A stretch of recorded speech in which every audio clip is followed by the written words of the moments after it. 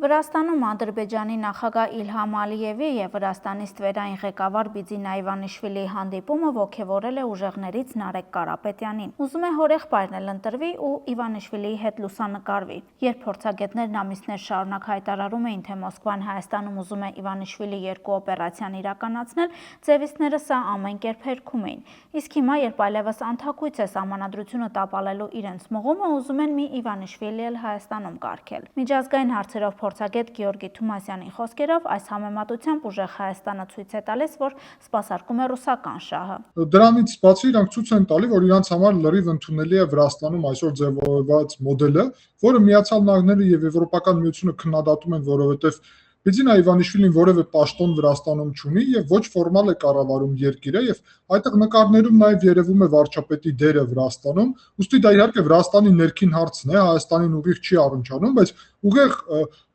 փաստացի Նարեկ Կարապետյանը ասում է, որ ուժեղ Հայաստանը ուզում է Հայաստանում նույնպիսի իրավիճակ ձևավորի։ Եվ դա հենց այն է, ինչ ես երկար ժամանակ ասում եմ, որ դա հաստատում է նորից, որ իրանք պատրաստվում են ոչ թե որ Սամվել Կարապետյանը վարչապետ է դառնալու, այլ որ օլիգարխ վարչապետ է նշանակելու ինչ որ մեկին, ինքը օլիգարխ լինելով եւ փաստացի դրանով զավթելու է պետությունը, խախտելու է սահմանադրությունը եւ դարձնելու է հայկական պետությունը իր սեփականություն առանց պատասխանատվության ժողովրդի առջև։ Թումասյանի խոսքերով Վրաստանի իրական ղեկավար Իվանիշվիլին Վրաստանի քաղաքացիները հանդիպել չեն կարող, նրա համար քվեարկել չեն կարող, ինքն էլ հաշվետու չէ քաղաքացիների առաջ։ Այդ պատճառով նրա խոսքերով Վրաստանում կա քաղաքական ճգնաժամ։ Հայաստանի իրավիճակը լրիվ ուրիշ է եւ այն աջակցությունը, որը կա արևմուտքից, գալիս է հենց այդ պատճառով, որ Հայաստանում ժողովրդավարական համակարգ է։ Ուստի Նարեկ Կարապետյանը հաստատում է, որ իրանք պատրաստվում են չեղարկել ժողովրդավարությունը, իրանք պատրաստվում են Վրաստանի սցենարով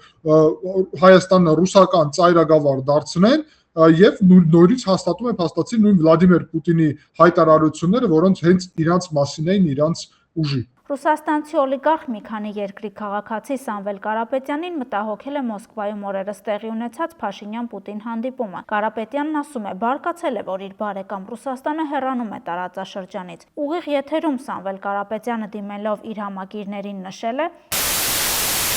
Ներողություն, Սամվել Կարապետյանն ուղիղ եթերներից խուսափում է, իսկ համակիրների հետ հաղորդակցվում է արհեստական բանականության կամ գրած պատրաստ տեքստերի միջոցով։ Եվ ահա հերթական գրառումը, որը ներկայացվել է իր անունից, Ռուսաստանին սիրաշահելու մի նոր փորձ է։ Գեորգի Թումասյանի կարծիքով Կարապետյանի հայտարարությունը ողջունելի է, այնքանով, որ վերջինս արդեն բաց տեքստով է խոսում, թե որտեղից է գործուղված։ Խոսելու հետ իրոք այնպիսի խնդիր ունի, որ չկարող հայտարարություն անել, բայց բացահայտում է, որ իրանք ռուսական ուժ են, որ իրանք այո իրանց մասին էր Վլադիմիր Պուտինը խոսում, որ այո իրանք այնպես են անելու Ռուսաստանը տարածաշրջանից չգնա,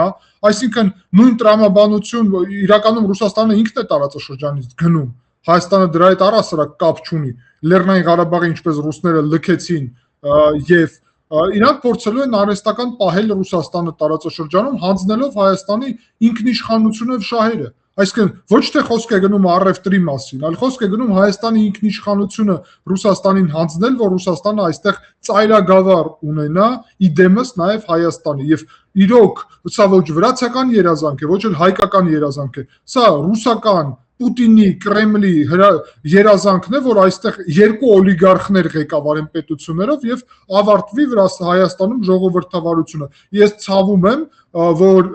Նարեկ Կարապետյանը Հայաստանի համար այդպիսի ապագա է ցանկանում, որ Հայաստանը բռնապետական ռուսական ծայրագավառ լինի, դա ուղղակի եւս մեկ անգամ հաստատում է մեր բոլոր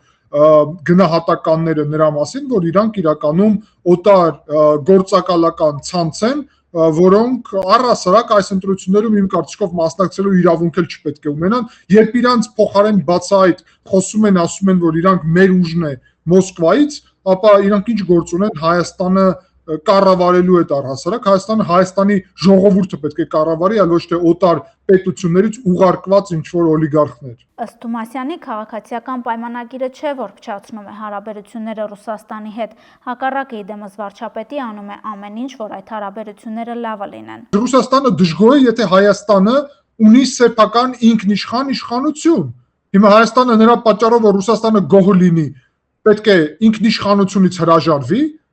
Իհարկե ոչ, եւ Ռուսաստանը փորձում է իր դրածո իշխանությունը Հայաստանում ձևավորել։ Ուստի հայ ժողովրդի շնորհիվ եւ հայկական ժողովրդավարության ինքնապաշտպանության համատեքստում չի կարելի թույլ տալ, որ Հայաստանը հայտնվի օտար պետության կառավարման ներքո։ Դրա հետևանքները մենք տեսանք Լեռնային Ղարաբաղում էլ, Հայաստանի ինքնիշխան տարածքում էլ, երբ այդ նախկին հանցագործ ռեժիմը Հայաստանի ինքնիշխանությունը հանձնել էր, դրա հետևանքով մեկ ինչ ծանր ուրեմն արդյունքներ ունեցանք երկրի համար։ Եվ հիմա իրանք ուզում են նույն բանն անել, որտեղ գոհ չեն, որ Հայաստան պետություն առասարակ գոյություն ունի։ Թումասյանը եզրափակում է հայ-ռուսական հարաբերությունների գլխավոր թշնամին նա է, ով համարում է Հայաստանը պետք է իր ինքնիշխանությունը հանձնի Մոսկվային։ Հավանիր տեսանյութը եւ բաժանորդագրվիչ նորությունները բաց չթողնելու համար։